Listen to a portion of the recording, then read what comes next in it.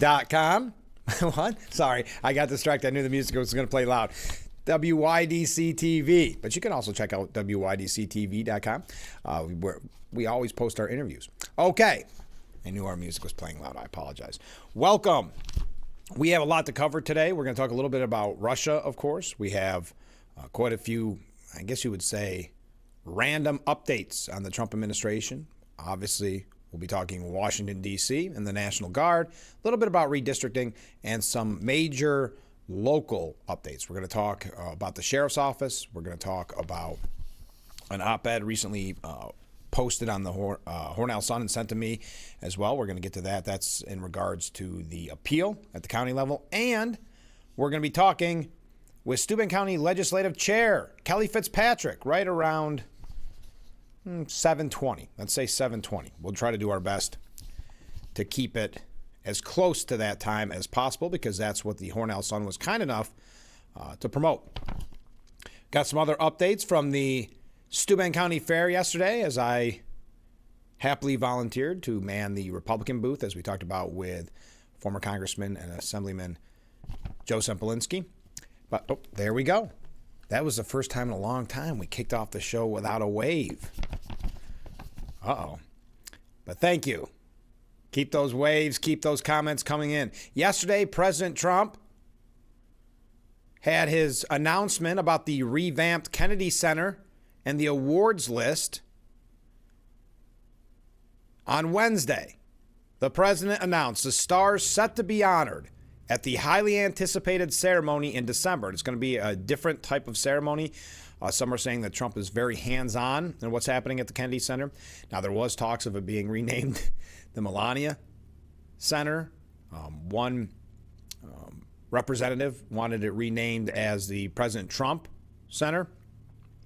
But this year's honorees include country legend George Strait, Hollywood star Sylvester Stallone, the rock band Kiss, English actor Michael Crawford, and iconic singer Gloria Gaynor.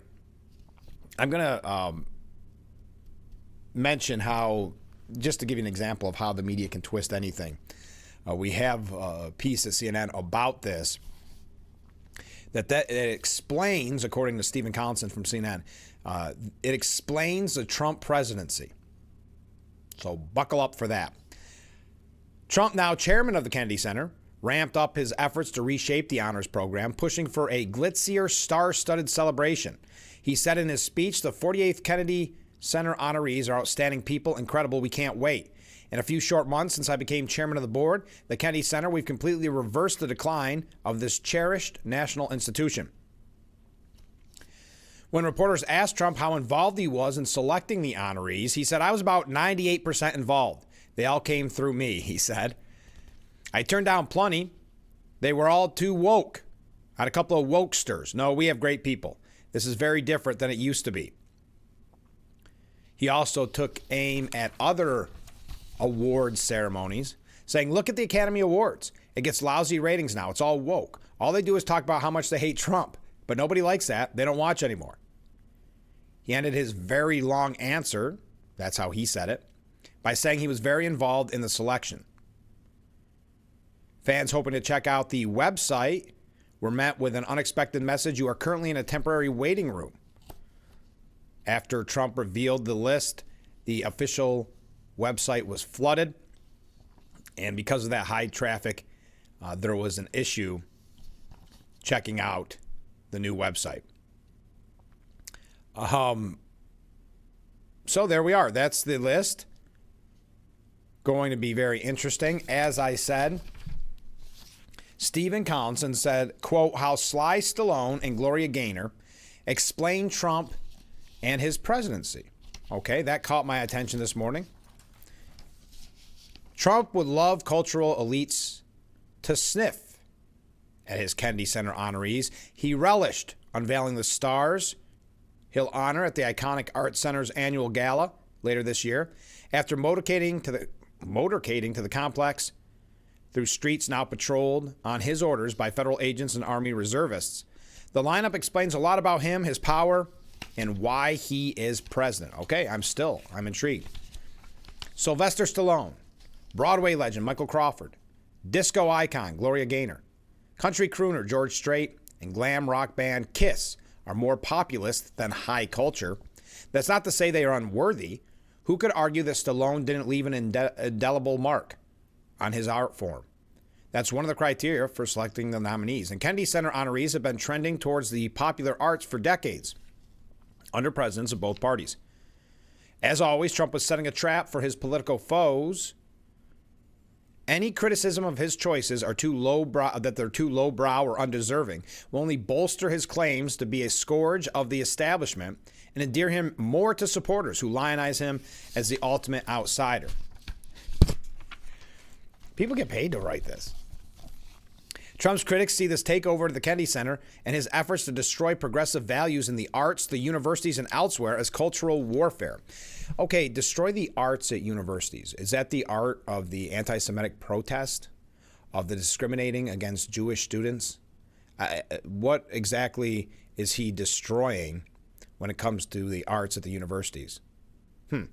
He pretty much agrees, proclaiming that he scrubbed his list from wokesters. He admitted he'd even consider using his newly seized power to honor himself.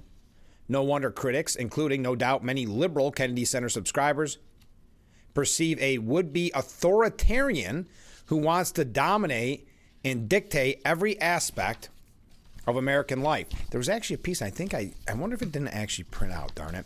It was... Yeah, it must not have. The 7 steps to authoritarianism by the president. Presidents don't generally select honorees. You'd think the world's most powerful man would have bigger fish to fry. Most commanders-in-chief just throw a White House reception and turn up for the show. But Trump is a consumer of pop culture and is unusually skilled at leveraging it for political gain. He's the executive producer of his own life and political career. So there was no chance he'd pass up a chance to manage his show, and even plans to host a televised gala himself. He professed to have been press-ganged into it by the White House Chief of Staff, Susie Wiles. She probably didn't have to twist his arm for long. But more seriously, Trump's Kennedy Center honors will also represent another important victory for his Make America Great Again movement and his hostile takeover of Washington institutions. There's an important political dimension to this. Trump's base voters and many other conservatives believe that liberal elites spent decades cementing an ideological takeover of multiple areas of U.S. life, in the arts, the media, academia, and even in sports, and dragged them to the left. I don't even think that's just conservatives and Trump's base voters. I think most Americans, no matter what their political ideology, would agree that there has been a takeover by the left of the arts, media, academia, sports. Sports, not as much, but definitely still prevalent. The anger of millions of Americans about this pulsated from Trump's rallies in 3 consecutive campaigns. Voters gravitated toward a candidate who was mocked for his brassy way by sophisticated Manhattanites. This is why Clinton's ill-judged insult of Trump supporters as deplorables became a badge of honor and a source of power for the president. When Trump's critics bemoan what they see as a takeover of top political and cultural institutions, his fans think he's taking those entities back. On conservative media, hosts lash out at movie stars for demeaning Hollywood with progressive views, or socially conscious NFL or NBA stars for ruining sports. Previously, I know I shouldn't spend so much time on this, but I found this fascinating. Trump celebrated his dominance of yet another liberal bastion by admitting he was politicizing it in another show of unchecked power. I shouldn't make this political because they make the Academy Awards political, and they went down the tubes, he said. The president went on, so they'll say Trump made it political, but I think if we make it our kind of political, we're going to be okay. But while Trump aimed for levity, his actions are threatening. Here we go. On its own, his takeover of the Kennedy Center would be unusual, even a little bizarre. Taken against the backdrop of everything else he's done, it's more worrying. He's weaponized the Justice Department against his political enemies, including members of the Obama administration. Trump's federalizing of the Washington, D.C. police and deployment of National Guard on the Capitol streets and endless offenses against judges mirror the tactics of an authoritarian ruler. So what we're seeing in the choice of Kennedy Center honorees is yet another box to check off of his road to authoritarianism.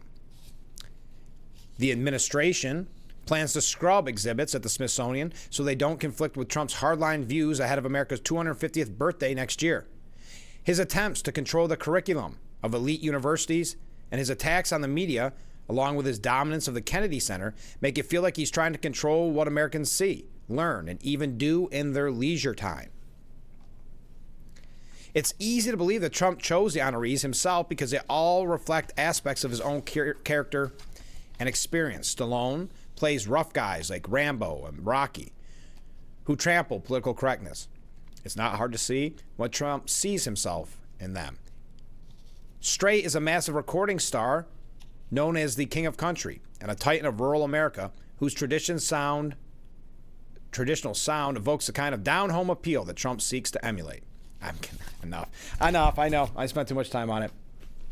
But just the road to authoritarianism. As a matter of fact, if it'll let me, I know that CNN now charges for a lot of their... Here we go. Let's see if they'll let me. Nope, not going to let me. I wanted to bring to you just to add it on and move on, but give you an idea of what we're dealing with when we talk about the media. It was Trump's 7 most authoritarian moves so far. Ready? 1, putting military on U.S. soil. Okay. 2, tariffs. 3, investigation of his opponents. Interesting. That is such a deflection.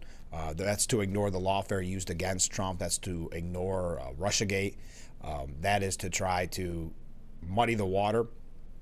So you think Trump is in the wrong over this, but we'll continue. MAGA-fying the government's independent functions, whatever that means. 5, his coercion of the media, universities, and law firms, ignoring Congress because of TikTok, skirting due process and the rule of law on deportations. And there you go. That's CNN telling you how Trump is moving to authoritarianism. That's how we're kicking off the program. A little media updates. But there's other actual breaking news stories. I didn't mean they did. They mean to politicize everything. I didn't mean to politicize the Kennedy Center honorees. They forced our hand. I just wanted to bring that breaking news to you. Now, also coming in early this morning, a federal appeals court ruled that President Trump can withhold some $2 billion in foreign aid payments, overturning a lower court order that had blocked the administration's plans to slash disbursements from the U.S. Agency for International Development, USAID. In a 2-1 ruling, a panel of judges on the U.S. Court of Appeals from the District of Columbia lifted Biden-appointed District Judge Amir Ali's temporary restraining order, which forced USAID to continue making billions of dollars in foreign assistance payment for work already done by organizations the agency contracted with. It is amazing to me how many judges find taxpayers' dollars to be a right. We've seen it, as a matter of fact, here. I know I'm already running late. A Biden judge yesterday ordered the Trump administration to reinstate part of the federal grant funding that it recently suspended to the University of California, Los Angeles, UCLA. The reason that money was suspended was due to civil rights violations and anti-Semitism concerns. Biden appointed U.S. District Judge Rita Lynn in San Francisco ruled that the administration violated a June preliminary injunction in which she ordered the National Science Foundation to reinstate dozens of terminated grants to the University of California. Lynn wrote that while the order had blocked the administration from canceling other grants in the UC system, which UCLA is a part of, the administration has continued suspending more grants. So again, no surprise, we've had numerous examples of activist judges looking for a way to try to thwart the Trump agenda. Those are just a couple of breaking stories. We have so many more that there are no easy way to segue to. Then we are going to get into Washington. As I said, Kelly Fitzpatrick is going to be our guest in the 7 o'clock hour. Don't forget tomorrow, Assemblyman Phil Palmisano. We're just getting warmed up. Kind of a wacky way to start the broadcast this morning, but why not? You never know what you'll get on Frankly Speaking. Stay with us. We'll be right back with Frankly Speaking after this.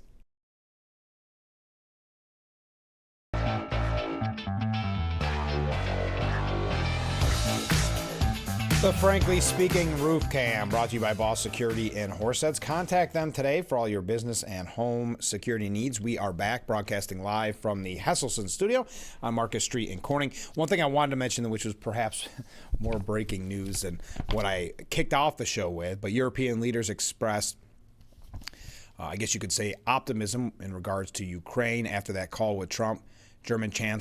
The German chancellor said there is hope for peace in Ukraine after Ukrainian President Zelensky, and other European leaders spoke virtually with President Trump ahead of his meeting with Vladimir Putin.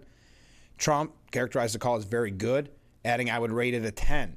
He reportedly agreed that any peace plan must start with a ceasefire and would not be negotiated without Ukraine's involvement. Trump has recently voiced his frustration with Putin's efforts to prolong the war and threatened severe consequences for not agreeing to a ceasefire. So an actual breaking story there that was worth mentioning. Not the Kennedy Center honors, I think, are exciting, and the fact that the president's going to host the awards himself, I can argue that it will probably be the first time I've ever watched the Kennedy Center honors. Melania Trump is threatening to sue Hunter Biden for $1 billion. So the First Lady putting Hunter Biden on notice, threatening to sue for over $1 billion for suggesting she was introduced to President Trump by notorious pedophile Jeffrey Epstein. Melania's attorney demanded Hunter, quote, immediately retract the false, defamatory, disparaging, and inflammatory statements he made about the First Lady in an interview earlier this month. That was that interview that we couldn't, I don't even know if we could quote one sentence word for word because there was so much swearing. But that became quite a news story. I think it made many Democrats upset, probably saying similar words that Biden was using towards Hunter.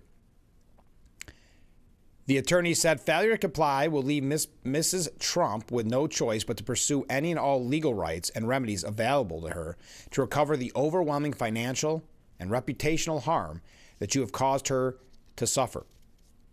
Hunter falsely claimed in that interview that Epstein introduced Melania to Trump. The connections are like so wide and deep, the former president's son continued, referring to allegations put forward by author Michael Wolff, who was described by Burrito as a serial fabulist. Hunter's interview with Callahan was originally posted on August the 5th. Anyway, I don't need to go through all that, but $1 billion. If you do not comply with here we go. Let me give you the actual kind of notification here. Given your vast history of trading on the names of others, including your surname, for your personal benefit, it is obvious that you published these false and defamatory statements about Mrs. Trump to draw attention to yourself. They demand that Hunter immediately issue a full and fair retraction of the video and immediately issue an apology for the false, defamatory, disparaging, misleading, and inflammatory statements. If you do not comply with the above by August the 7th at 5 p.m., that can't be right. Or is this already, I know it's new news, but I don't believe he's done it. So if you do not comply with the above by August 7th at 5 p.m., Mrs. Trump will be left with no alternative but to enforce her legal and equitable rights, all of which are expressly reserved and are not waived, including by filing legal action for over $1 billion in damages. You are on notice. Now we know that Hunter has been struggling financially, so we'll see how he responds to this. Other breaking stories this morning as we head into the talks with Putin. At least 7 nations across the Middle East, Asia, and Africa have called for President Trump to receive a Nobel Peace Prize, with the White House celebrating the endorsements as proof that he is the president of peace. I am not going to try to read. I'll try, but I'm not going to pronounce these right, and I apologize in advance. A list shared by the White House touts endorsements from the Armenian Prime Minister. This is the tough one. Azerbaijani President, Cambodia, Gabonese. We know about Israeli Prime Minister Benjamin Netanyahu, Pakistan, Rwanda. Then declaring in the official caption that President Donald Trump is the president of peace. Again, I would say, and I've said it before, do not get your hopes up for a Nobel Peace Prize for President Trump. That organization has become very political. If you recall back at the time, Obama receiving the Nobel Peace Prize just, what was it, weeks, maybe months into his presidency. Even he seemed sheepish about taking it, being shocked about taking it. There will not be a scenario, and I hope I eat crow on this. I hope I have to apologize later on the program, but I don't see a scenario where President Trump ever receives the Nobel Peace Prize. It is a very politicized organization, a very left-wing organization, and I don't believe they'll ever get the votes necessary to give him the Nobel Peace Prize, but it is interesting to see at least 7 nations endorsing him for that prize. All right, how am I doing on time? I'm running late. 2 other updates and just kind of interesting stories before we get into the nitty-gritty in Washington. As I said, there's a major piece I want to get to maybe in the 7 o'clock hour coming from the Hornell Sun about what is happening at the county level with the appeal of the decision that found completely on for the sheriff.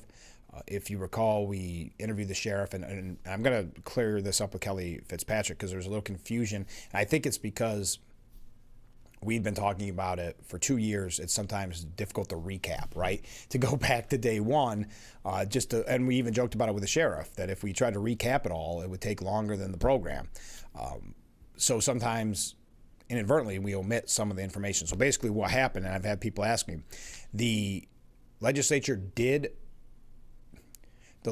voted against appealing this. So you're asking, Frank, well, then how are they appealing it? Because one person's name that was included in this suit, for lack of a better word, one person, he has decided, and it's legislator Scott Van Etten, he has decided to take this appeal on his own, even though against the wishes of the legislature and the county manager. Now you say, well, okay, so that should be then, therefore, out of his own pocket. No, because of the thoughts of the county attorney, that is to be paid for by you and I, the taxpayers. So, and what can only be seen, I think, as kind of a petty move to try to cost the sheriff even more money for some vindictiveness. He is making you and I pay for a lawsuit that we're completely, or an appeal, I should say, that we are completely opposed to. So that was something we had to clear up, and we're going to clear it up even further with Kelly Fitzpatrick in the 7 o'clock hour. And there is an article, and I guess one of these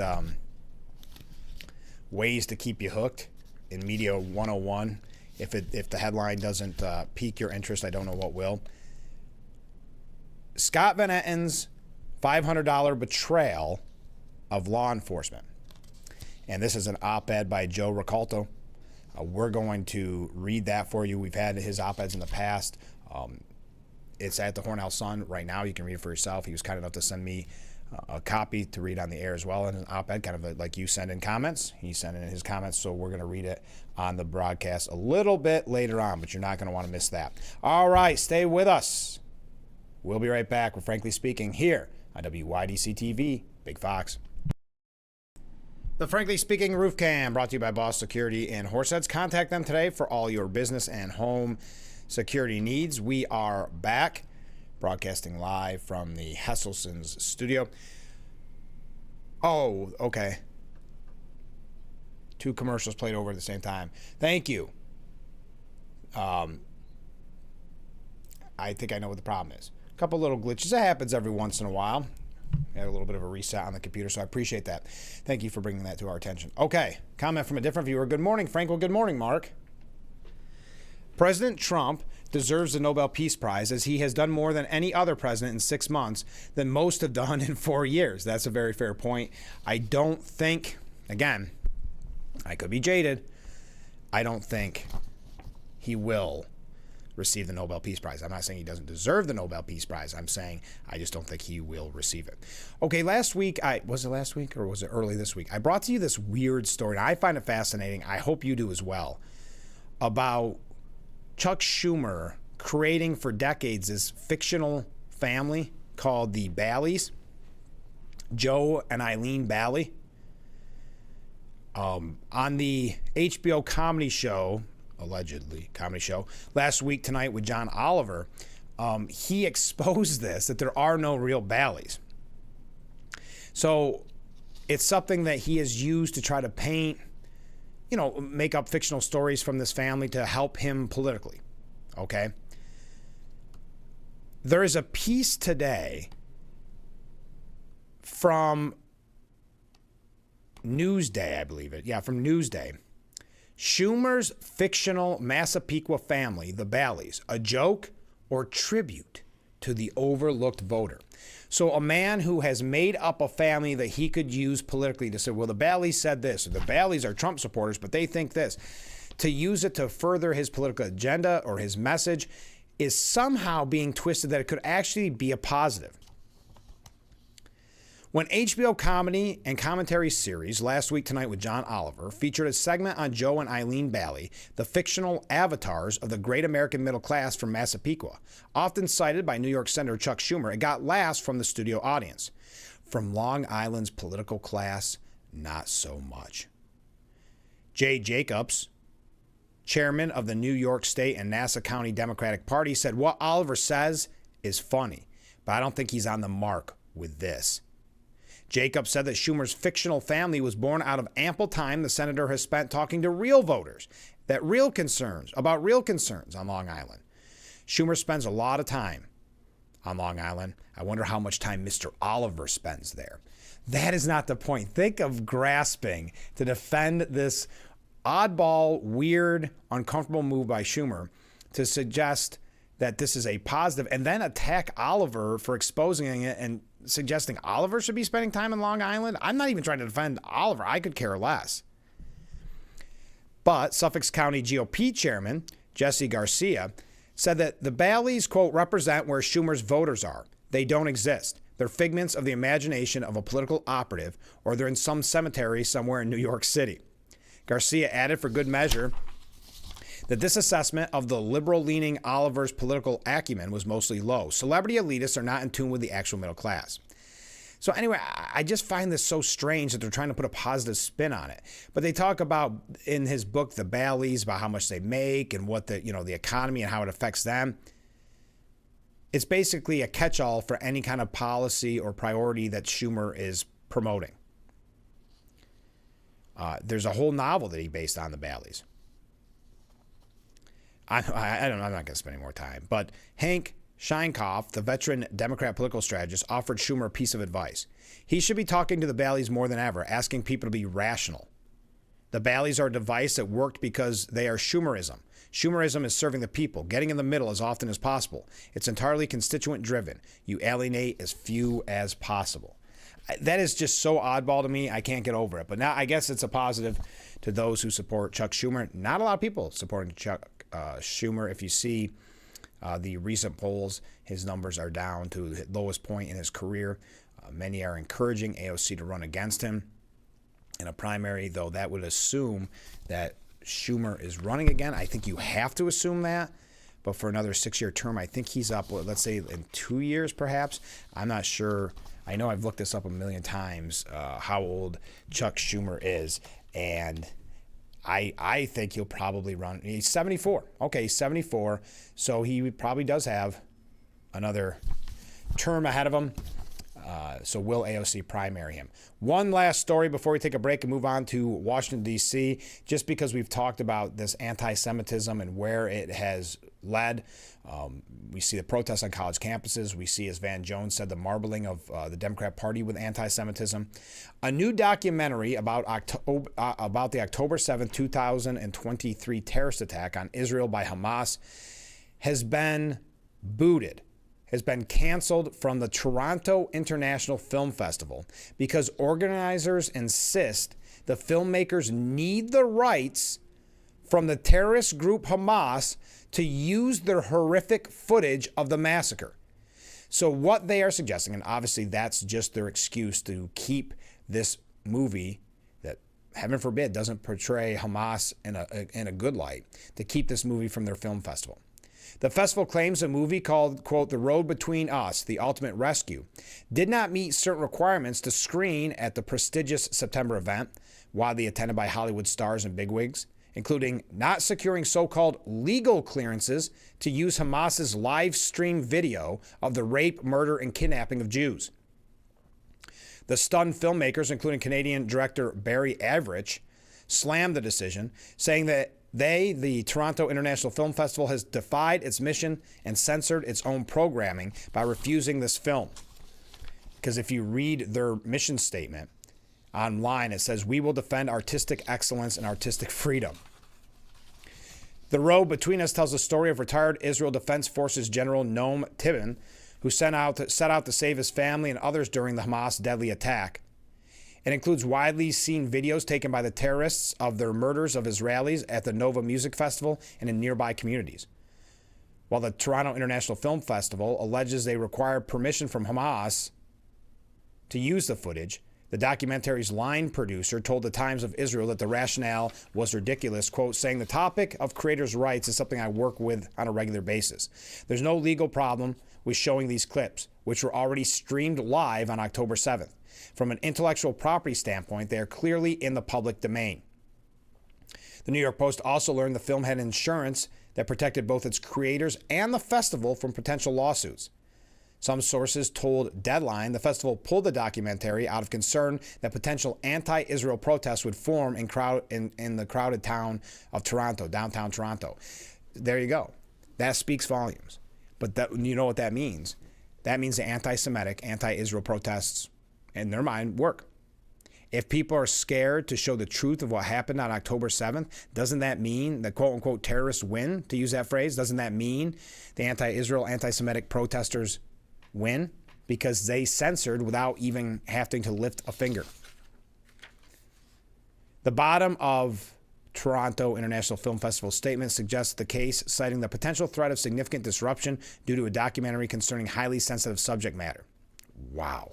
So that's what we're dealing with, showing that a sort of woke anti-Semitic culture still prevalent no matter how long or how much you want it to go away. I just found that to be disturbing, but also something you have to keep an eye on, because this is the type of thing, as we've said from day one with anti-Semitic protests on college campuses, this is the kind of thing that grows. But when we come back, those are our updates from other programs in the past.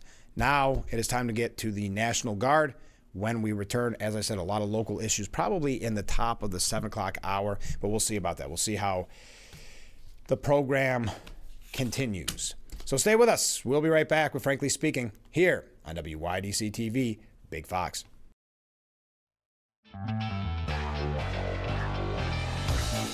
The Frankly Speaking Roof Cam, brought to you by Boss Securities in Horseheads. Contact them today for all your business and home security needs. We are back, broadcasting live from the Hesselson studio. 400 National Guard members descended upon D.C., expanding the crackdown.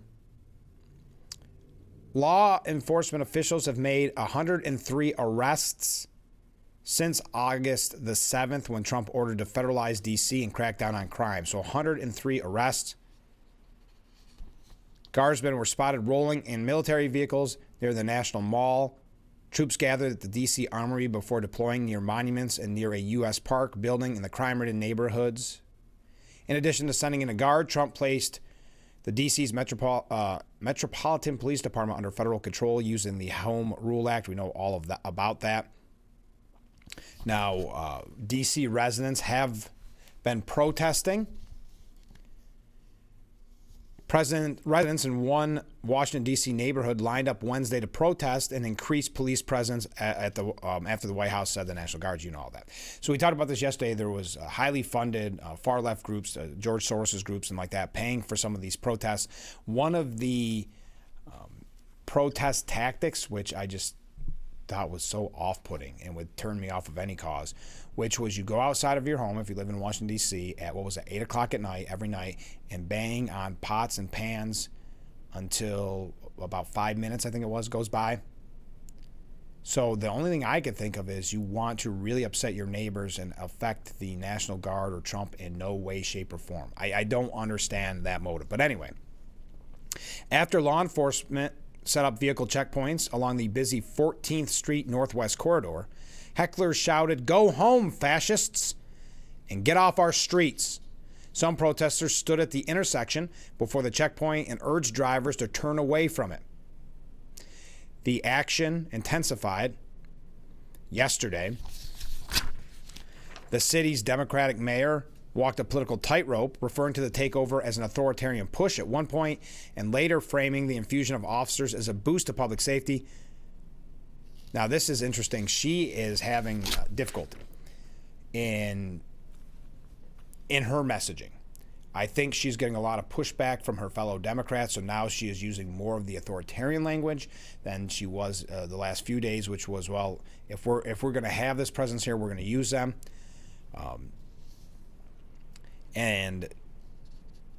For 2 days, small groups of federal officers have been visible in scattered areas of the city, but more were present yesterday. Drug Enforcement Administration officers were seen on the National Mall, while National Guard members were parked nearby. And you can find all the pictures, great amount of pictures, right on the New York Post website. One man is being charged with a felony after allegedly forcefully throwing a Subway sandwich at a U.S. Customs and Border Protection agent during confrontation on Sunday night in Washington, D.C. So not necessarily with the National Guard, but still very much about Washington, D.C. Metro Transit Police said they were patrolling the U Street area, seemingly as part of the Trump administration's initiative to crack down on crime, when a man later identified as Sean Charles Dunn shouted obscenities at a CBP agent standing inches from his face and calling him a fascist. Moments later, police said Dunn returned, wound up, and forcefully threw a sandwich at the agent, hitting him in the chest. He then ran away with a trail of federal officers chasing him. Witnesses could be heard giggling as Dunn darted from the cops. After being arrested and taken to the police station, Dunn allegedly told another officer, "I did it, I threw a sandwich." He is charged with felony assault on a law enforcement officer. Now, I don't know what you stood to gain from that. I mean, Subway subs aren't free. I don't quite understand it. Judge Janine, I got to change that. I can't. It's force of habit. Just call her Judge Janine. U.S. Attorney for the District of Columbia, Janine Pirro, took to Twitter yesterday saying he thought it was funny. Well, he doesn't think it's funny today because we charged him with a felony assault on a police officer, and we're going to back the police to the hilt. So there, stick your Subway sandwich somewhere else. All right. Now, according to Fox News, D.C. violence has grown far more deadly despite this constant refrain of a 30-year low. The chances of a person facing a violent crime in Washington, D.C. have dropped in recent years, but the possibility of dying during such a crime has skyrocketed, according to new data. You have less chance of being victimized, but if you are victimized, you have more of a chance of dying, said John J., adjunct lecturer. Jillian Snyder, a retired New York Police Department officer. She referred to a report published by the Council on Criminal Justice in July, which studied violent crime data of 17 large U.S. cities between 2018 and 2024, specifically diving into the fatality rates of violent crimes in those cities. It found Washington, D.C. had the highest level of the group at a 38% increase in 2024 compared to 2018. All right, we're going to talk a little bit more about this. We got to move fast this morning because we also will be talking with Kelly Fitzpatrick in the 7 o'clock hour. I do have a piece that I want to make sure that we mention at the local level, a little bit about Russia, the upcoming meeting on Friday. Yeah, as we had mentioned at the beginning of the program, Trump did speak with Zelensky, Ukrainian President Zelensky, over Zoom or whatever system that they use. That was yesterday. It seems like it was very positive. We could talk about that. There's a few things about the, I guess you could call it Russiagate scandal, if we have an opportunity to get to that. Some general updates about Trump, some general updates about New York, and really kind of a look at the Democrat Party when it comes to whether it's fighting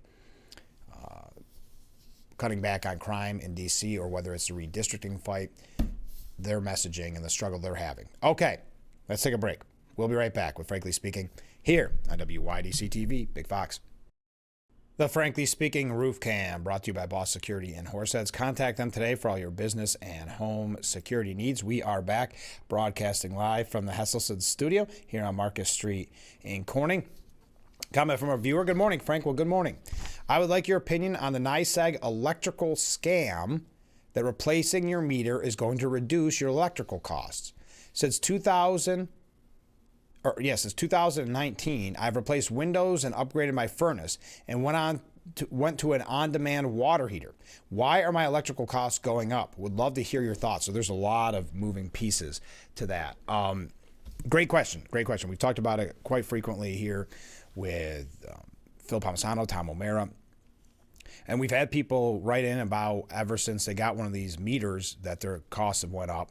But a lot of it, and if you look, the NYSEG is asking for another increase, a pretty substantial, what was it, 33% increase. A lot of this does have to do, you can be upset with your provider, but a lot of it has to do with Governor Hochul and her green initiatives here in New York. Look, for instance, of course, the attacks on natural gas and other sources, but wanting to go to everybody to go to all electric. They have said the grid does not support it. We do not have the capability with the grid as of now to support what Governor Hochul is demanding. So what they're doing, allegedly, with this cost, or what their argument is with some of these costs, are to try to build up the grid, make it bigger.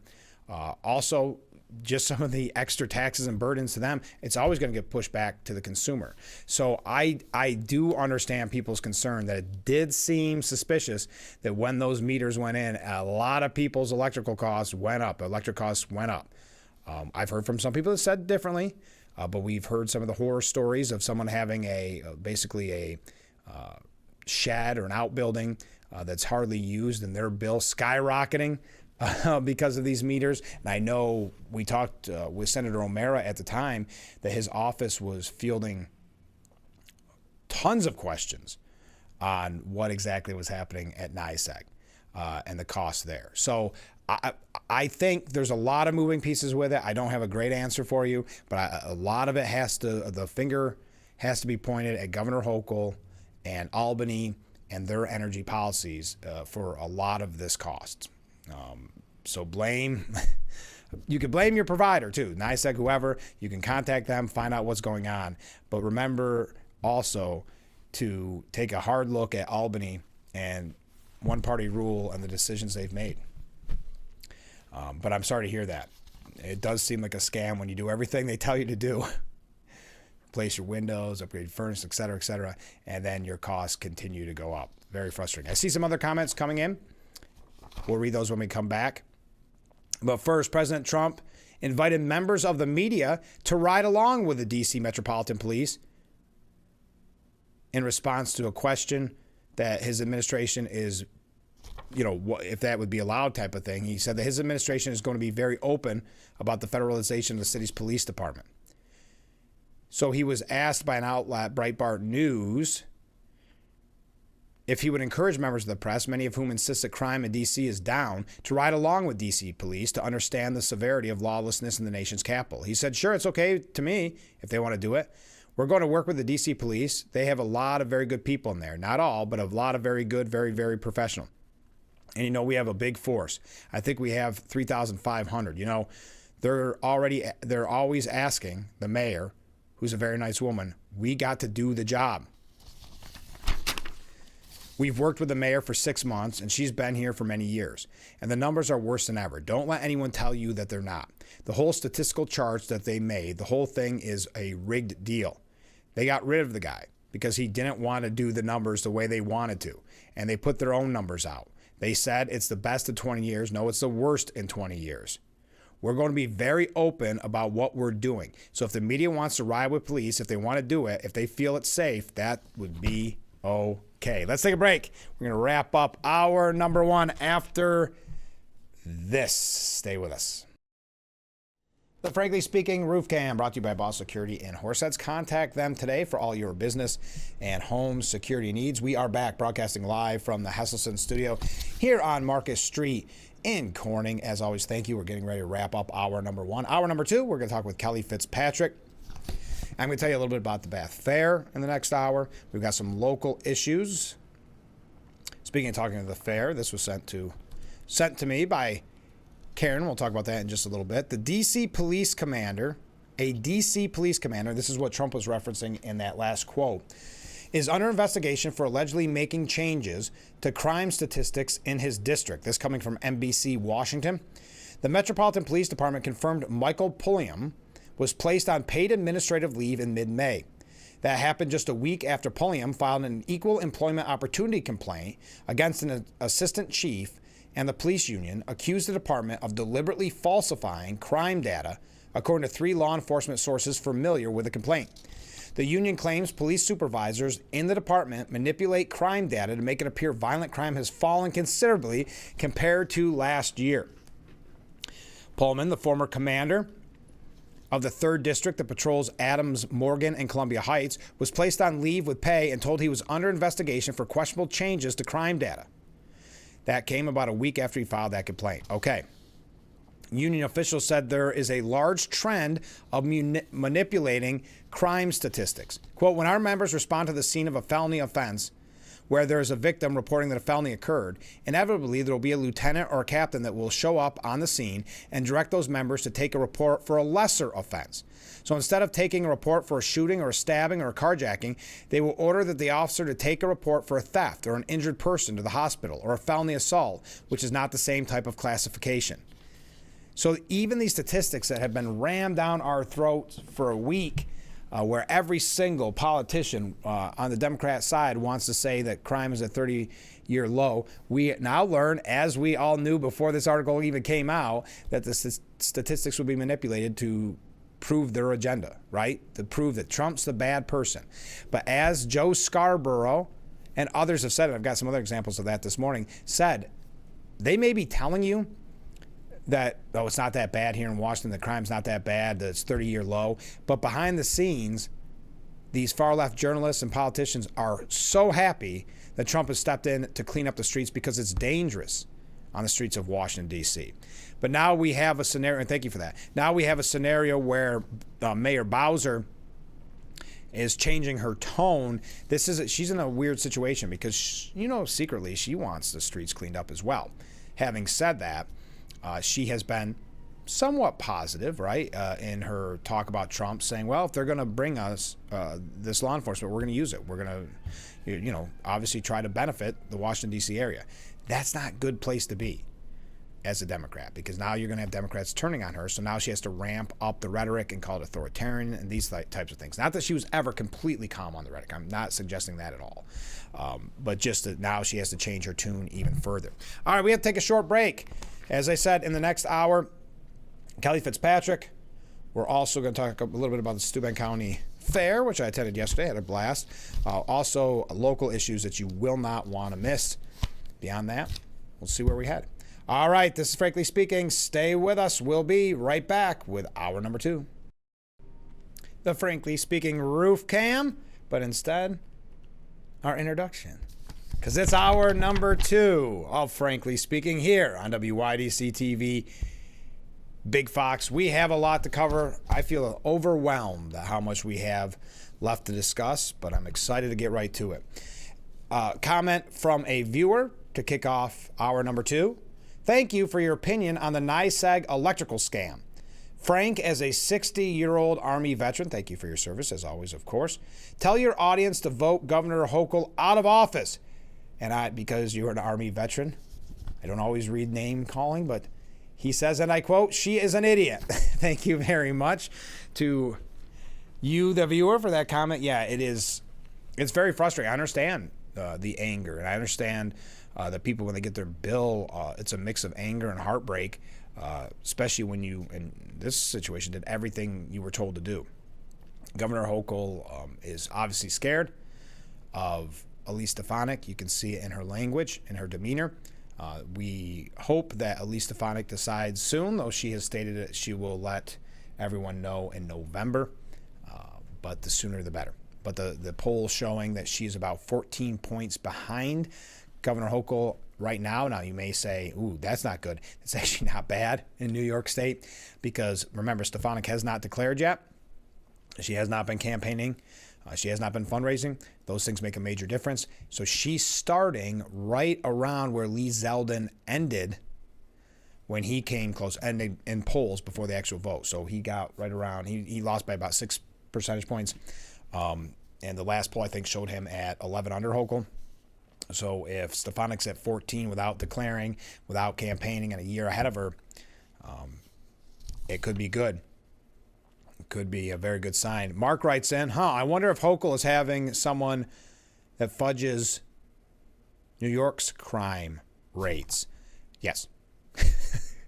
I'm sure of it. I think this is standard operating practice because if you think about it, it looks beneficial to the politicians. It looks beneficial to the police offices themselves.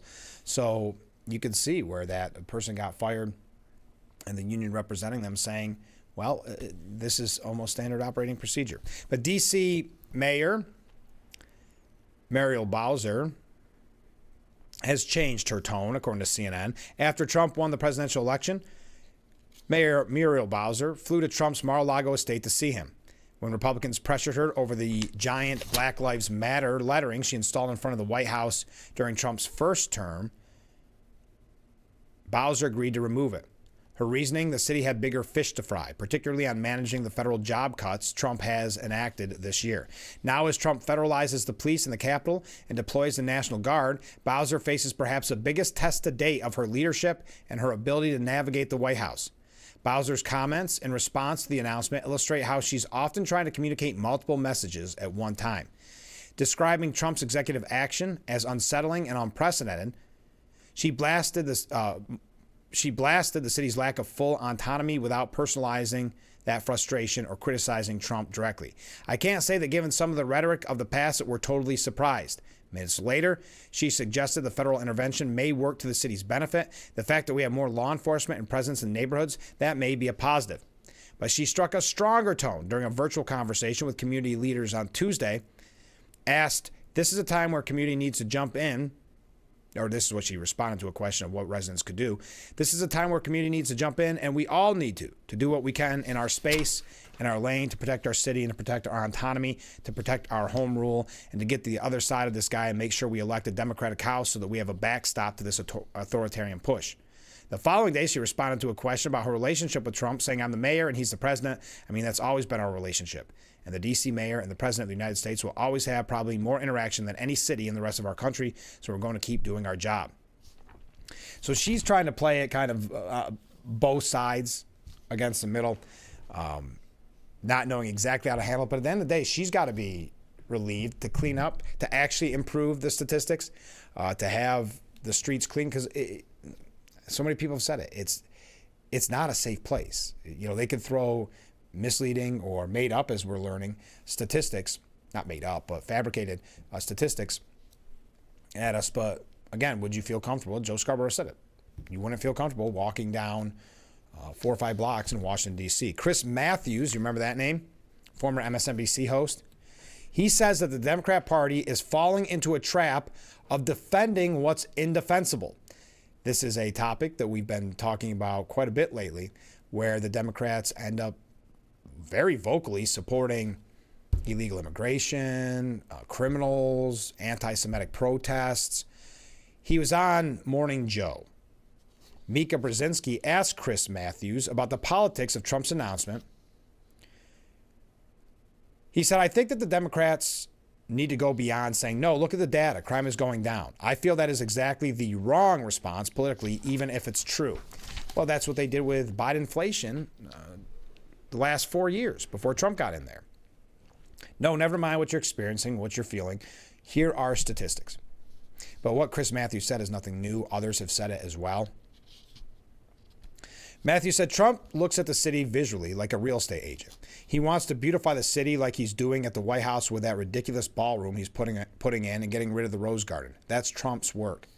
But I think it shows strength. I think this is a strength move against the big cities who are in a difficult situation on crime. And the murder rate, you can't keep saying violent crime is down when the murder rate is up. To the average person, the murders are about life and death. You don't brag about a rising murder rate. And the Democrats are, I agree with you, they're falling into the trap of defending what's indefensible. Yes, it's a trap. It's not a winner politically to say, oh, you're wrong, look at the data. Because you know if one violent crime happens in a very heavily populated part of the city, people hear about it and it's visceral. They don't want it. And they'll gravitate to the person who appears to be doing something about it. There you are. It is. It's about what you're experiencing, what you're feeling. It's the same here when Governor Hochul tries to pretend that she's focused on public safety, and we have even in our area this recidivism, this because of bail reform, people just continuing to break the rules. Sometimes the same day to break the law, the same day the victims that didn't need to be victims, or the victims that need to be repeat victims and are now repeat victims. Now, also in reference to this, to kind of, I think, speak to Chris Matthews' point, they can't get their message. And I think Beto O'Rourke is a prime example of that. This is in reference to the redistricting, because these kind of tie in because they're the major stories. And again, even CNN admitting yesterday, the Democrats can't get a clear message that speaks to the American people on, right now it looks like they don't want to be tough on crime. It looks like they want to use extreme, sometimes violent rhetoric when it comes to redistricting and can't get their message settled there. Beto O'Rourke is a fine example of that. So now we move on to redistricting. Beto O'Rourke remarked how he can only imagine the history books that will be written about the people of 2025, and then likened it to 1933's Germany. I guess he has his own podcast. Oh, no. Okay, Gavin Newsom has his own podcast. I thought that died down. I thought that went away. But it's called This is Gavin Newsom, where he commented on Texas Attorney General Ken Paxton investigating his Powered by the People PAC for allegedly violating the law by assisting Texas state Democrats traveling out of state to avoid a quorum. He said, I can only imagine the history books written 100 years from now, looking at the people of 2025. It's the way, you and I, when we were in school, we're looking at the people in Germany in 1933. That guy's named Chancellor in January of that year. In 53 days, he has destroyed German democracy. The Parliament, or the Congress, their legislature, passed these enabling laws, just like the Republicans are doing in Congress today, that said anything you want, you go out and do it. And he goes from being this buffoonish, clownish thug who can barely hold power to the undisputed master and dictator of the German people. And I know this blank doesn't repeat, but it sure as blank rhymes. So O'Rourke has frequently compared Trump to Hitler and the Nazi Party. That's not new. Beto O'Rourke probably, let's face it, has, if not another Senate run in his mind, perhaps a run for president. All right, we got to take a break. I see some waves comments coming a little low on waves this morning. That's okay. That's all right. It's Thursday morning. We're all kind of getting our sea legs. We've got quite a few comments coming up. We're going to, after we talk with Kelly Fitzpatrick, which will be right around 7, about 10 minutes from now, we'll talk about some local issues that will tie in with that interview. In full disclosure, I know I got some questions this morning. I apologize. I should have been more forthcoming. I thought I mentioned it, but the interview was pre-recorded. We actually interviewed Kelly yesterday for today's broadcast because it was kind of clear up some confusion about the appeal process. So we're going to talk with her and dive into that after, as I mentioned, if you are just joining us, there is an op-ed from the Hornell Sun. And I know I mentioned the Hornell Sun here quite frequently. They've been kind enough to promote my program as well. If you have not seen it, we are going to read it word for word to you, probably after Kelly is on the program. It's by Joe Ricalto, and the op-ed is entitled Scott Van Etten's $500,000 Betrayal of Law Enforcement. So that coming up a little bit later on. But right now we got to take a short break. Stay with us. We'll be right back with Frankly Speaking here on WYDC TV. Big Fox.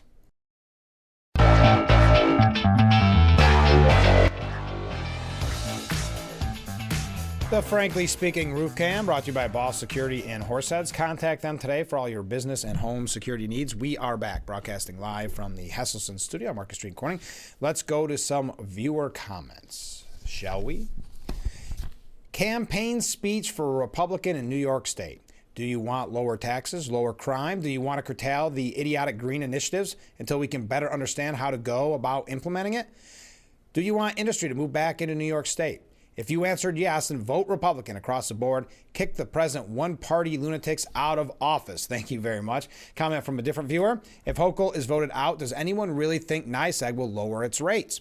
Besides new meters to charge us more money, has anyone seen NYSEG putting in new poles and lines or installing better equipment anywhere? How much money will NYSEG be donating to the Democrat Party? Thank you very much.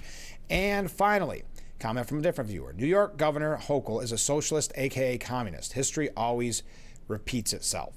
Thank you very much for those comments. Oh, yeah, I wanted to mention real quick. Everybody watching the program is going to be jealous. Yesterday I went to the Steuben County Fair. Guess who I got to run into? Karen. Quote of the week, Karen. And her husband, Jim. We had a lovely conversation. So that was exciting. That was the highlight. Even more so than the pig races. That was the highlight of my time at the Steuben County Fair. No, thank you to everybody who did stop by to say hi. Received a lot of nice comments. It was a blast. Of course, a decent crowd for a Wednesday afternoon. I was there from 2 to 4. But a lot of people asking about the Republican Party and kind of this off season. I was really encouraged by that. So great to see you, Karen, and learn about the quote of the week. We appreciate it. Now I got to run into Climate Fact Friday, Bob, and we got it covered. But I hope everybody can make it out to the fair.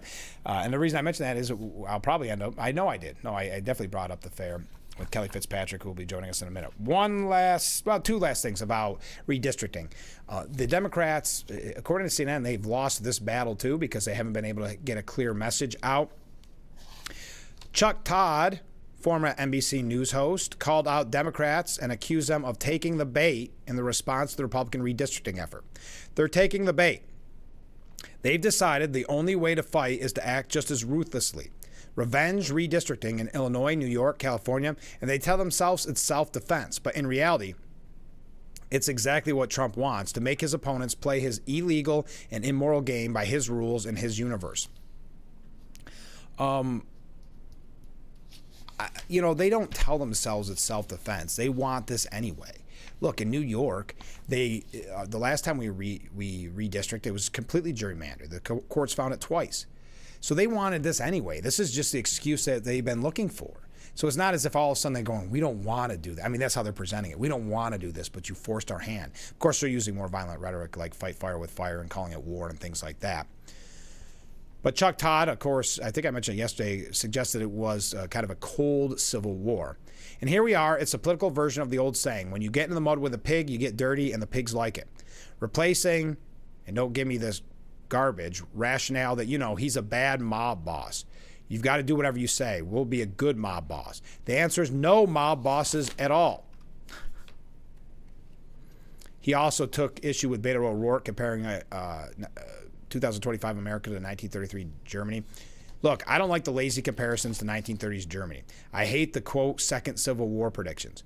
I'd like to believe that we're a lot better than that. If you can't make your point without invoking the Nazis, then you're probably not very good at debating and making your point. That's a very fair point. Democrat lawmakers and members of the media have repeatedly compared Trump and his administration to 1930s Germany. Todd went on to argue that it was uncomfortable to see mistakes being made from the 1850s. But let's be honest, it's a bit uncomfortable seeing how many mistakes from the 1850s, America or pre-war Europe in the early 1930s are happening right here. The normalization of the unacceptable. The rationalizing of justice once will breach our principles. Anyway, but I do think he raises a good point. If you have to just throw around Nazi Germany, you're probably not very good at debating. And finally, The Hill saying with the latest fight over the tit-for-tat redistricting efforts, Democrats continue to play right into President Trump and Republicans' hands at the expense of their own viability. Again, that's coming from The Hill. Put another way, moves by California and New York, as well as potentially Illinois, are understandable in the context of Democrats trying to counter Republicans' redistricting efforts. But they are missing the bigger problem. By prioritizing this fight, voters are still not hearing a middle-of-the-road message from the Democratic Party that offers an alternative to President Trump and the Republicans.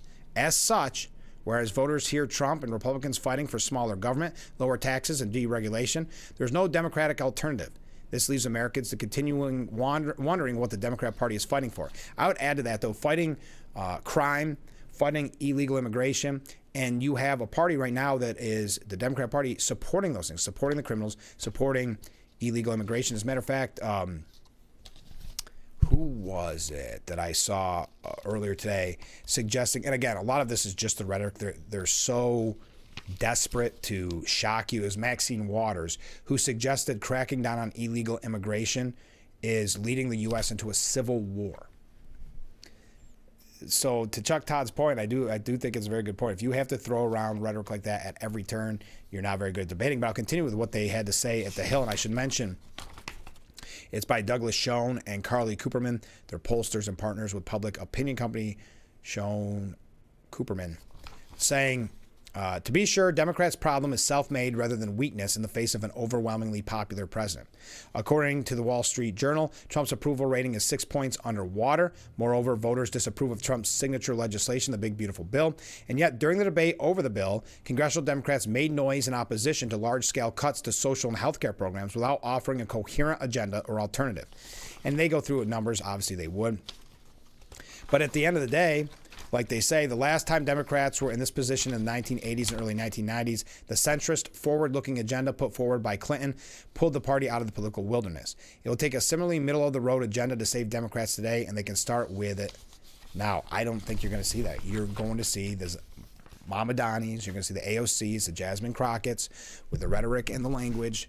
I think that's what you'll ultimately continue to see, because that is kind of that's the face of the resistance, right? That is what people seem to, in the Democrat Party, be gravitating towards. We've got local issues after we talk with Kelly Fitzpatrick. She's coming up in just a moment. So stay with us. We'll be right back with Frankly Speaking here on WYDC TV, Big Fox.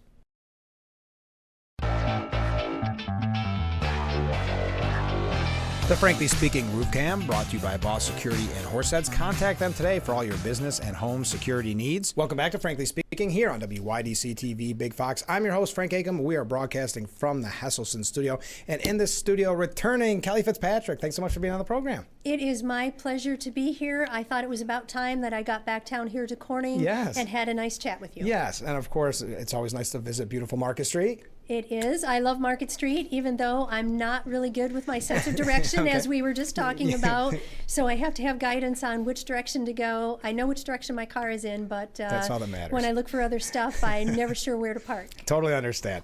So before we start off, because there is obviously some pressing issues we have to bring up, let's talk about where you came from, because I think this is great. Tell us about the Corning retiree group you got to speak in front of. Yes, I was very fortunate that Legislator Lando offered me the opportunity to speak this morning to the Corning Retirees Group. Oh, that's great. And they didn't really have any other speaker. They didn't have any other agenda. And so fortunately, I was able to wing it for about 45 minutes. Perfect. But they didn't know who I was. Yeah, okay. So I got to tell them all about my childhood, how I ended up in New York, how I ended up on the legislature, and realistically, how I ended up as chair.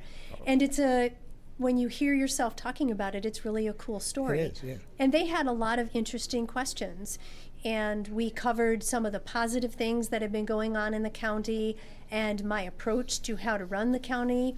I mean, I'm not the CEO. Jack, the county manager, is our CEO, but he takes guidance from me. Sure. And so it's time for me to step up and give him that guidance, and that has been fun to talk about, and it was fun to share with that group. So, not official number, but how long has it been that you've been chair? A little over a year and a half. Wow, time flies. It does, and we reorganize in January, so I hope to continue as the chair for the next 2 years as well. Oh, great. We just made that announcement live here on Frankly Speaking. No. That is right. Fortunately, there's only 17 that I have to pander to for that. Okay, perfect. Okay, one of the reasons I'm glad that you're here, because there was a kind of, I wouldn't say a miscommunication, there's some confusion, and I thought I did good, and I think at the end of the day, if you watch the whole interview, it kind of explained it. But could you clarify the appeal on the decision by the decision from the New York State Supreme Court that found for the sheriff, we're now in the appeal process, kind of what your take on it is and where we're at? Absolutely. I think it was a little bit confusing for any of the constituents that happened to hear the story. Some of the confusion lies in the fact that the appeal has to be filed with the same name of the case as it was originally filed. Okay. So if you open up the appeal documents, it talks about Steuben County, it talks about County Manager Jack Wheeler, it talks about the previous chairman Scott Van Etten in this litigation with Sheriff Allard. Right. The reality of the situation is that the legislature voted in January on a 10-7 vote, which you reported in your conversation with the sheriff, against moving forward with an appeal. Right. Jack's decision was to follow what the majority of the legislature's decision was. Sure. And so that left the previous chairman, Scott, to make a decision on whether or not he wanted that court decision to be appealed. Okay. And he decided, yes, I want that to be appealed. Okay. And so here we are. So here we are. So it almost starts from scratch now. Well, let me put it this way, because we had a viewer write in, and they said, I would love to know what Kelly's opinion is on this appeal, and if she thinks there is traction this time, and if so, why? What's different, and what prompted this? My opinion is that it should be left in the past. We should not be appealing this. We should be moving forward. And that has been my position on this since I took over. Right. I was pressuring the county management team a lot to try to get a decision on this matter. I was very excited when we got the decision because it simply meant that we could move forward. Right. But that is not what is happening. It won't necessarily get more traction. What it is the opportunity for another judicial system to take a look at Judge Cook's decision and determine whether or not the decision is correct. Right. And I guess what's frustrating about this to a lot of people and to a lot of viewers too is not just the appeal. Maybe we thought this whole story was over, like you said, put it in the past, but now it's just such a long, drawn-out process. And that's one of the reasons I think people got confused with all the interviews when we talk about this, because we would really have to spend a whole show recapping this because it's been a 2-year process. Yes, it takes way too long for anything in county government, and especially in the judicial system, for them to sort through what needs to be done and produce the paperwork. So even now, I believe there is the opportunity for the sheriff's attorney to respond. Okay. I think we get the opportunity to respond to that, and then the judicial system makes its decision. Wow. And I don't know how long that would take. I would love for that to be quick, but that is just not typically the case. I have no idea what else they have on their plate and other things they have to do. No, and there were some extensions to the appeal and things like that. That all adds up. And like you say, 2 years into it, I think that's why there's a little confusion here. But to me, and I don't know, I'll ask the question this way. It seemed like before this was appealed, there seemed to be a better relationship with the sheriff. It seemed like there was some positive news coming out with the legislature and the sheriff. Do you think this affects that? I do. Yeah. I think that we have, and particularly since I took over as chair, it has been my mission to bring us all together to work as a collaborative group. We may not always agree, and it's not necessary for us to agree. We all come from different backgrounds, we represent different districts, and those districts have different needs. Of course. So it's very important for us to work together as a unit. We have done things and promoted the sheriff's initiatives, and I would tell you that on his programs and the things that he has done with his department, he probably has unanimous support of the legislature. But when we have the appeal hit, and his interview hit the station last week, I believe it was. A week from today. I feel somewhat bad about that. Sure. Because in order to get to the position where he felt his only choice was to litigate, there were a lot of missiles and mudflinging going back and forth between him and members of the legislature and the management team.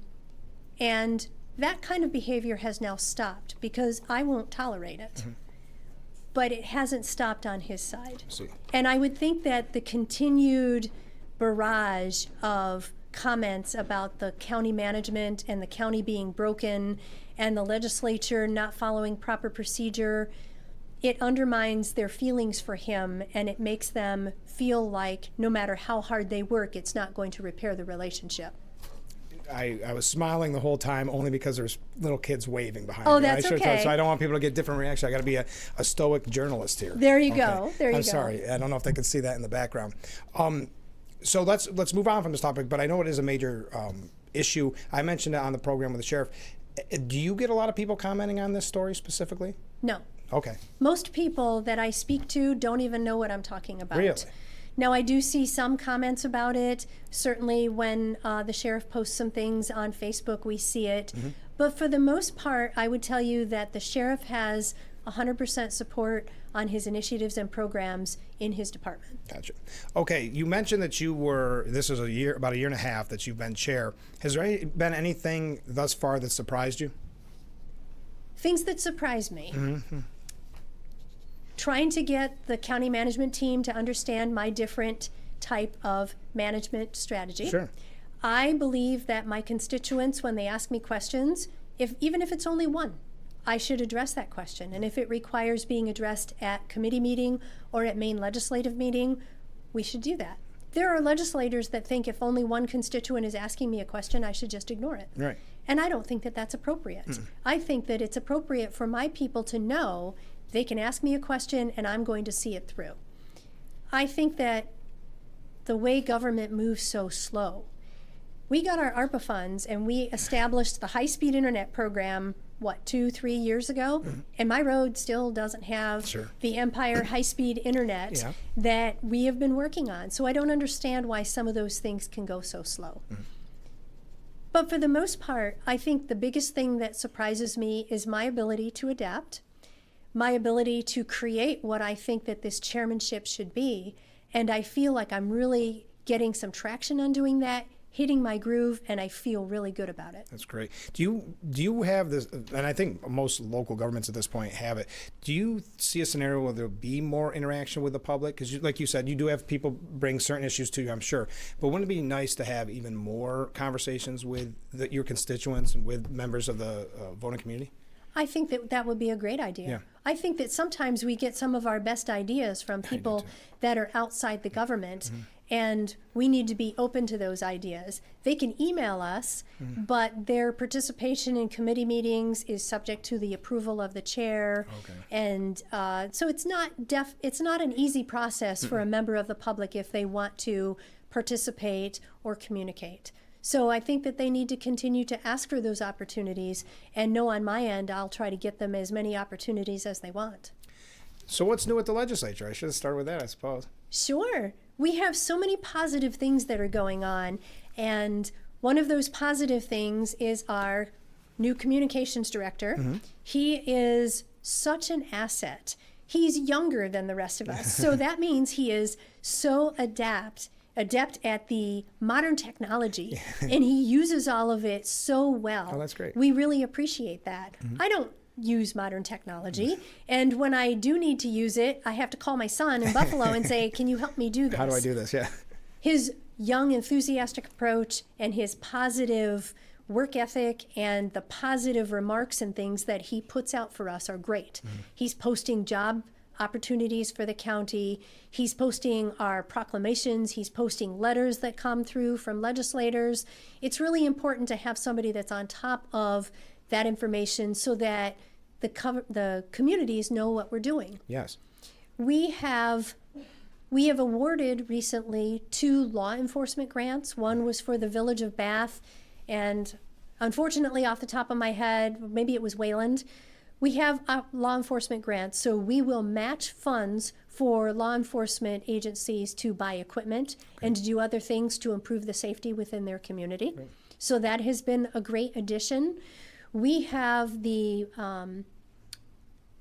development grants that are administered by Explore Steuben. That's the Steuben County Conference and Visitors Bureau. And we have given them access to funds that they can award to local artists, which improves the area, improves our tourism, and improves the artist's ability to become more well-known. Yeah. So these are wonderful opportunities. We started a business roundtable.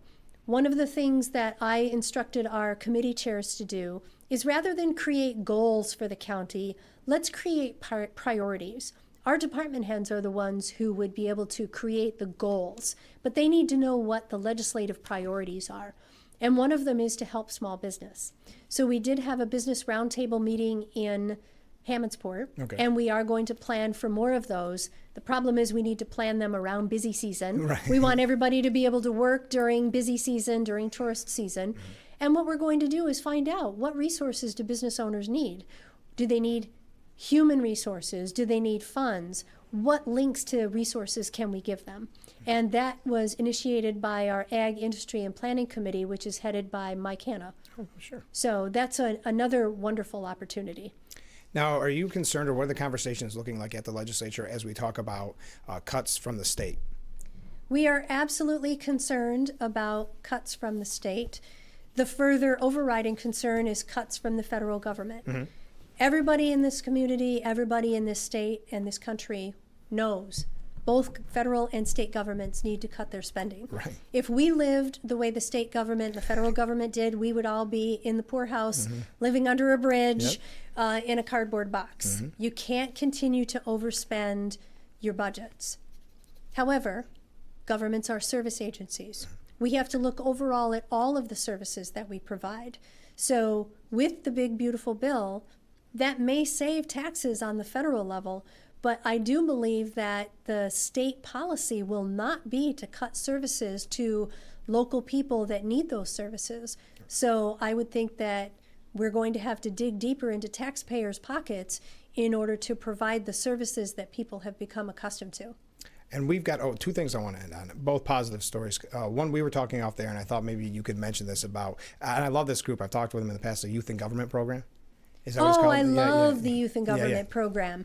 You know, here's an opportunity for members of the school, young people involved in modern technology, to learn about our local government, how it operates, and what ideas they can come up with. It culminates with their own mock session where each one of those youth and government students has to come up with a resolution to present to their fellow legislators. Right. The one that came up is a student from Corning Painted Post. She wanted to come up with a group of local women that are in government. I would expand it to local women in any organization. And honestly, I would think we would want to include anyone who wants to join. And realistically, it's how do we build each other up? How do we work on someone else's concerns or their fears when they're working with a government agency? My own personal concerns, I mean, I come here, I speak, I stumble a little bit, but that doesn't bother me. I was a tour guide for a couple of years way back when in my youth. And so I'm not afraid to come in here and speak, but someone else might be concerned. It gives us the opportunity to collaborate, to work together, to network, and anything we can do to make any person work better, work in their community, and collaborate is a good effort. I'd love to see the stats on youth in government. I wonder if some of those students, because it's been going on for quite some time, if they ever got into government. I believe Scott Van Etten was in Youth in Government and is a legislator now. Interesting. So it certainly helps, because most people tell me they have no idea what their county, local governments do. No. And in fact, one of the retirees specifically asked me that question. You know, there's state government, there's county government, there are towns, villages. How do I even know which one I'm supposed to go to? And I said, well, if you pay village taxes, I would start with the village first. And if they don't provide the service, they'll send you where you need to go. Perfect. All right, last question. Are you ready for the fair? I am. I love the fair. I know. It is my favorite opportunity to go in and eat horrible food. Exactly. And wander around and see the pig races. Of course. And see all the other things. And what's funny in our community is that I know the director, Nick Pelham, and he has been a good friend for a long, long time. And he says that anything that has an engine and wheels brings people to the fair. It's true. So that is the direction that it has gone. We don't really bring in musical events because they're too costly and you can't really make money at those. But put a tractor in there that's pulling something heavy and we're all about it, or throw a bunch of cars in there and have them smash each other to pieces. We're ready to go. Nothing more popular. Why is it that the horrible food is the best tasting? I don't know, but I sure love deep fried Oreos. I know, me too. Kelly Fitzpatrick has been our guest. Thanks for giving us so much time this morning. We'll have to do it again soon. I absolutely love it. All right, enjoy the fair. Thank you. All right, we'll be right back for Frankly Speaking. Stay Frankly Speaking Roof Cam. Brought to you by Boss Security in Horseheads. Contact them today for all your business and home security needs. We are back, broadcasting live from the Hesselson studio. Thank you to Kelly Fitzpatrick for being a guest on the program this morning. We're going to stick with local news here for just a moment, but we have a lot of comments to read. We'll read these comments and take a short break. Get ready, because there is a piece in reference to Scott Van Etten in the Hornell Sun, a letter to the editor from Mr. Joe Ricalto. Kind enough to send me that, and it's posted, if you have not seen it, at the Hornell Sun. But first, viewer comments. How many people did the Republican Party sign up at the fair? Great question. I saw, I don't know if you mean to vote or just to join the Republican Party. I saw a few names on the list of signing up to get involved with the Republican Party, which is always good. I'm not privy to how many people signed up to register to vote. What I mean is I think they take those and mail them in for the people right away. I did not sign up any. It was kind of, to be honest, a little slow, the hours that I was at. Talked to a lot of great people. A lot of people that watch this program said such kind things. Got to meet Karen, the famous Karen. So that was fun for me, but it wasn't packed. The weather didn't really play well in my favor. So by the time I left at 4, it was getting crowded. But from 2 to 4, it was, consistent, but nobody signed up. But I will say most people that came to the booth were already clearly Republican, and we had nice conversations. So I don't have the numbers for you. I wish I did. Ken writes in, I did a little research on my past electrical costs. While my usage is basically the same each year, my cost has increased year to year as shown. Here we go. 2022 to 2023 plus 13%. 2023 to 2024 plus 21%. 2024 to halfway into 2025, I'm already at 71% of the total 2024 electric costs, which will probably be a result in my 2025 electric costs being about 40% more than 2024.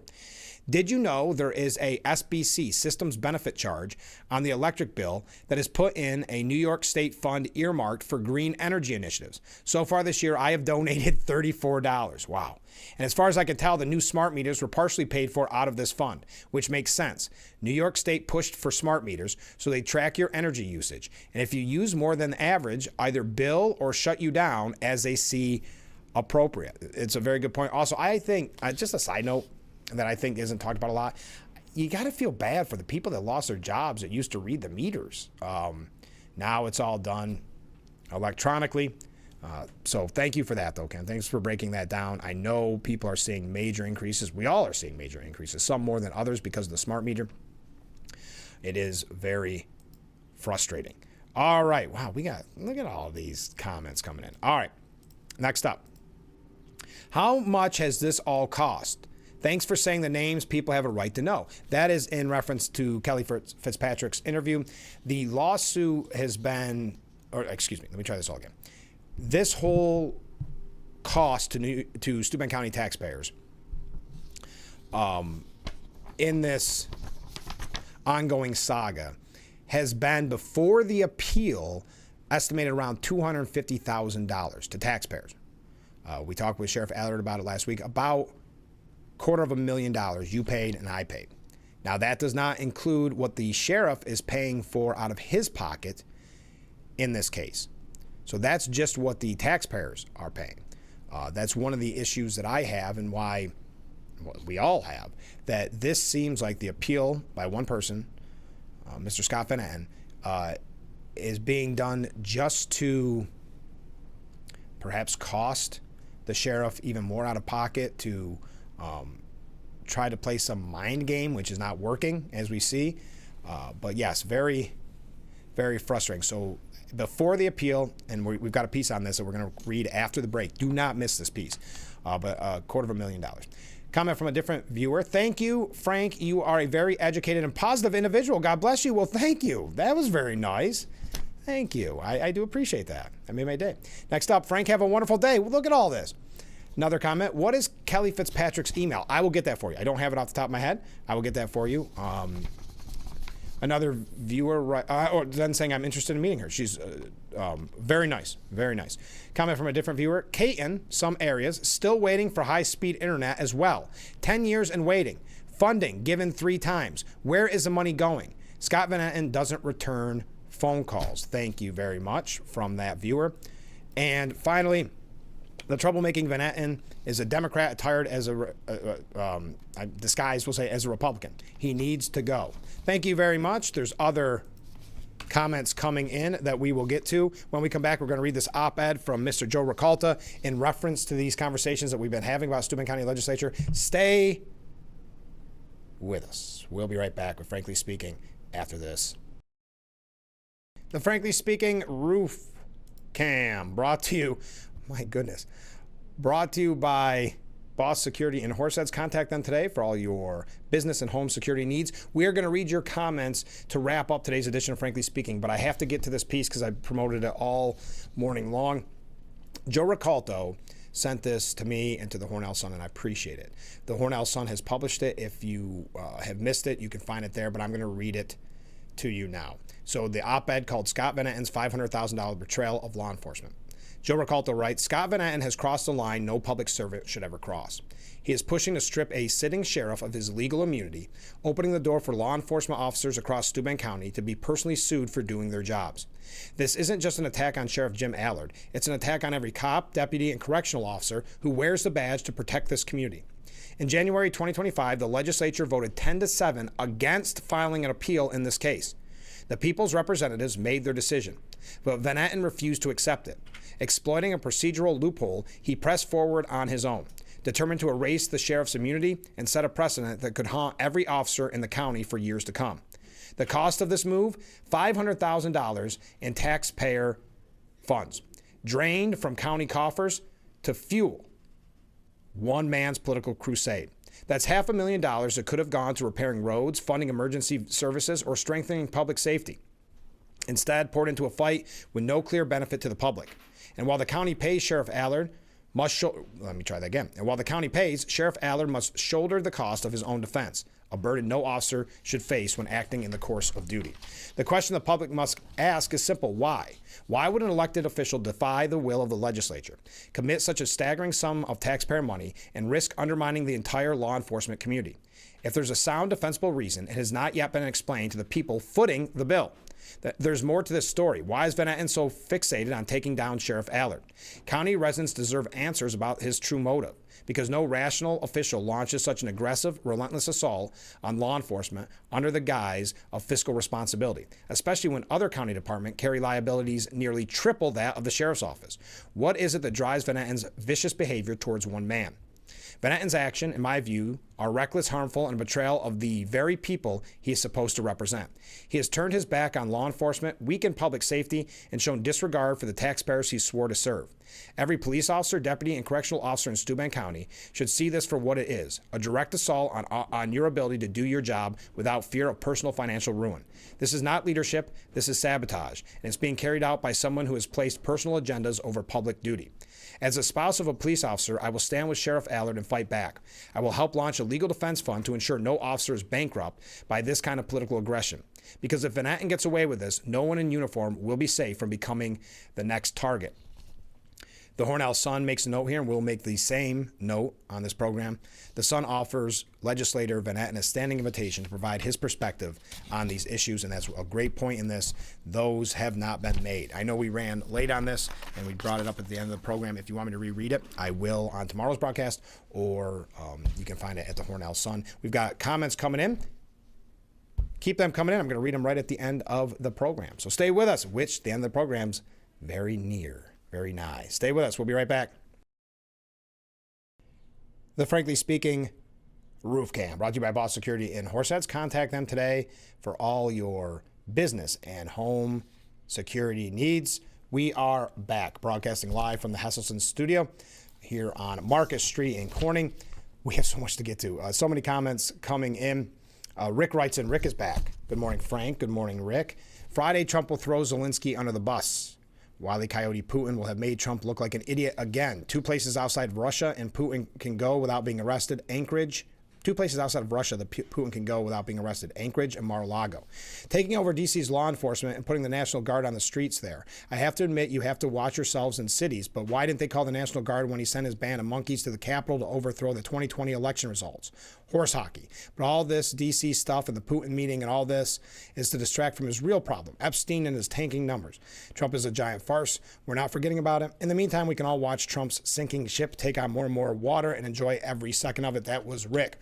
Ken writes in, pardon me, I wonder what services that are being lawfully supplied are being cut from Kelly's constituents by the big, beautiful bill. We hear that services are being cut consistently from the Democrats, but never specifics, and always rebuked by the administration. Mark writes in, I'd like to know what Van Etten's vendetta against Mr. Allard is. It would be nice to find out. Frank, great show. Have a great day. Well, thank you, Mark. Very kind of you. Whew. we had so much more to get to. Can I rush through them? Oh, the Letitia James's report is out on the special investigation on the death of Alan Hode. You may have followed that, saying that the use of deadly physical force against Mr. Hode was justified, and therefore OSI determined that criminal charges would not be pursued in this matter. That is right at the Attorney General's website. This was released the other day. Now, if you remember, Alan Hode died on October 21st following an encounter with members of the Steuben County Police officers, But again, finding in this investigation that the use of deadly physical force against Mr. Hode was justified, and therefore OSI determined that criminal charges would not be pursued in this manner. Okay, how many things can I get through? Oh, some Democrats we know are panicking over Mamdani in New York. Guess who called him? Obama called him. Obama seems to be interested in this new wave the Democrat Party is undertaking. Some of the people around Obama as well. Okay, what else? Trump vows the main goal of the Putin-Alaska summit is to push for a ceasefire, according to Zelensky. Trump threatens very severe consequences if Russia doesn't agree to end the Ukraine war, saying, yes, there will be consequences. I don't have to say there will be very severe consequences.